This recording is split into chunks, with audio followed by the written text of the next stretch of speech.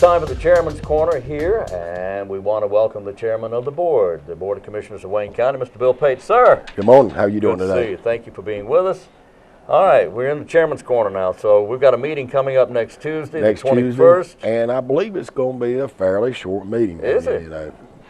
Now how do things like that happen? What makes a meeting short? Why? Well, I was thinking that myself as I was walking up here. You know, we've just gotten a lot done, so we're kind of getting ahead of the curve, maybe. Maybe. All right, yeah, knock on wood. And so, of course, you know, things are really getting ready to get busy, too, because George is getting ready to start doing the budget.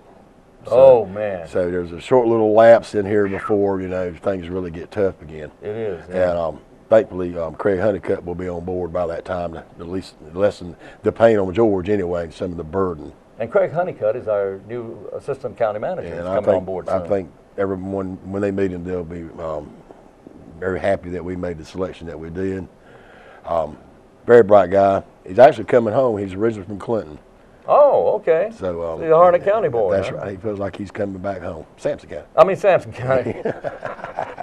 You said Clinton. I was thinking Lillington. Well, you threw me over. I said, wait a minute. You know, I think it's in Sampson County. Well, just call me Rand McNally. Okay, I know where everything is. That's okay.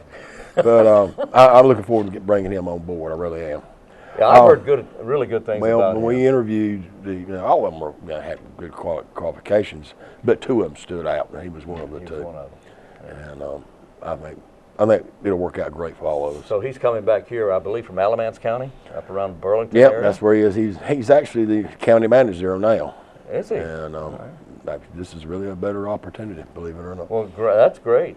I understand. Yeah. I understand Yeah. that. All right, Wayne County's a great place to be and to live and work. It is, and there's a few that still don't realize that. That's true. That's true. But we'll convince them yet. All right, what's going on?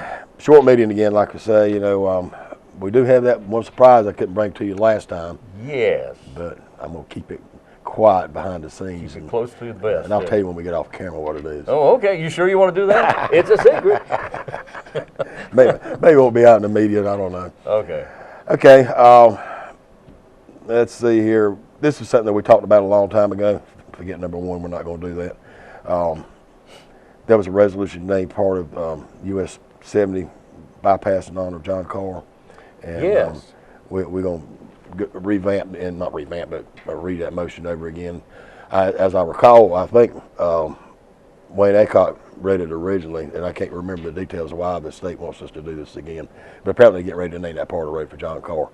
John Carr, a former attorney here and a former state senator. A very influential man that did great things for Wayne County. And he was in Raleigh for a number of years. You're right, he was very influential. Even though he had our different parties, I had great respect for John Carr because he did a lot for us, and it's deservedly enough to name something after him and his family. He did do a lot for Wayne County, particularly because, as far as water and sewer goes, I mean, he was the man that you can, and if you're enjoying Wayne County water and sewer nowadays, you can thank John Carr for that. And actually, the seed money for the Agricultural Convention Center came from John Carr through the legislature. That's right. That's how we got the money to get started. It sat there for a long time until I came around and we finished the study, and then you know where we are today. I know where we are today. And matter of fact, I don't know if you've been out there the last few days, but we really got some steel going up out there. It's really. I was out a couple of weeks ago, and I know it's even better. I've got to go back out there and get some more pictures. George went to the meeting the other day while we were at Carl Best. I couldn't be at both places at one time, so he should have some updates, hopefully on Tuesday, about where we are on that. Oh, that's great. Okay. I'm going to ask him to I'm going to bring it up anyway. Okay. And then we got the motion to award the construction contract for the airport, ODALS, I don't know exactly what that stands for, project at Cedar Peaks, and this is for our airport. It's a 90-10 project, so whatever the price is at $116,720, we get money back 90% from the federal government. Oh, okay. Well, that's good. So we only had that 10% match. And it's part of our overall program of growing the airport and hangars and all that. We're talking about new hangars. We're talking about new people coming in. Yeah. I think there's going to be a hangar built for the for UNC. Well, or are they building their own out there? Well, I think they're going to add on to it. They're going to add on to what they have. But it depends on. I don't think that contract is finished yet, so I really can't comment too much on it. Okay, so no comment on that. Yeah. But we're expanding the airport in amenities and such. Well, we're glad to have them there. I'm telling you, I think it'll help that airport grow. I know that the amount of money we have sold in terms of fuel cost, I mean, the cost of fuel is doubled since they've moved there. Is that right? So that's really helping out a lot. You know, I wish people would realize the quality airport we do have here. The Wayne Executive Jetport is just a fine place to. Yeah, it is. It's a fine airport. And then we'll have a consent agenda. We've got some present value property that we need to, get past. And this happens, and I wish, and I told them at the Carl Best thing the other day, when your families, as people pass away and move on, when the land goes from one generation to the next, that present use value must be reapplied for. This is for the agricultural part. Yeah. And so many, I'm not going to blame the whole legal profession, forget to tell their clients to do that. That's true, they do. And it comes before us every time, and it's legitimate, but it shouldn't even be coming before us. Yeah. It should be taken care of when they change the property in the heir's name. So when someone passes, then that property becomes property of the children, family, and the children, and others, and the heirs. And you have to reapply for the present land use for ag. Okay. Gee, I bet a lot of people don't realize that. Well, apparently they don't. And then we're going to have a large number of budget amendments, and so okay, we'll blame Ms. Spate for that. Okay. That's fair. No, it's a lot of year-end stuff, line items that have to be moved to get ready for the new budget and all that kind of thing. So it's not new spending, it's just accounting moves that you have to take. And I'm so glad we have people like Allison and her staff. I wouldn't be an accountant for all the money in the world. Allison and Angie and I tell them that all the time. When I went to business school, I took my 3 courses and I got out. I never do this for a living. We do have a good finance department with Janice and Ann and Danielle and of course Noel. They get awards every year. Man. Every single year they're recognized. So hey, they're great. I love them. New business. We're gonna have Chick Crumper come in to present the hazard mitigation buyout grant program. This is the FEMA part again. Oh yeah. And we got to put it all in one report so those people can be considered for the buyout. That's basically what that is. We got a couple subdivisions, Gander Lake, and I don't have the rest of the documents. I can't remember where it is. Gander Lake? Gander, yeah, there it is, Gander Lake. Gander Lake? Take a gander at that. Oh, that's a subdivision. Yeah. Take a gander at that. And then we've got another one at Plantation Point. And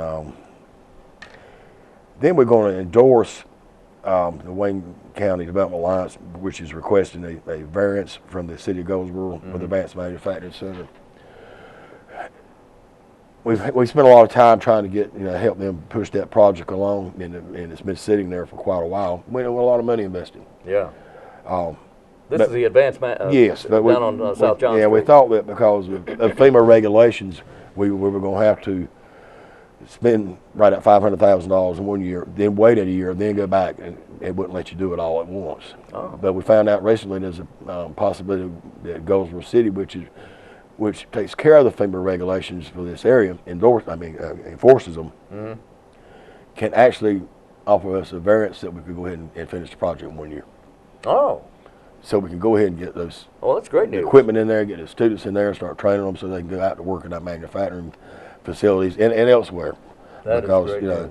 There's still some big gaps out there in the trades, and we're hoping this is really going to help close it. Okay. And you've been hearing us talk about it for a long time. Yeah. I think we finally have found the right vehicle to move it along. Oh, that's great. And let's see here. Now, speaking of Allison Spate, our finance director, she's going to give us a quarterly financial report. Okay. And then she'll also do one for us for the Tourism Development Authority too. So, because she serves as the person on that board and then the finance for that as well.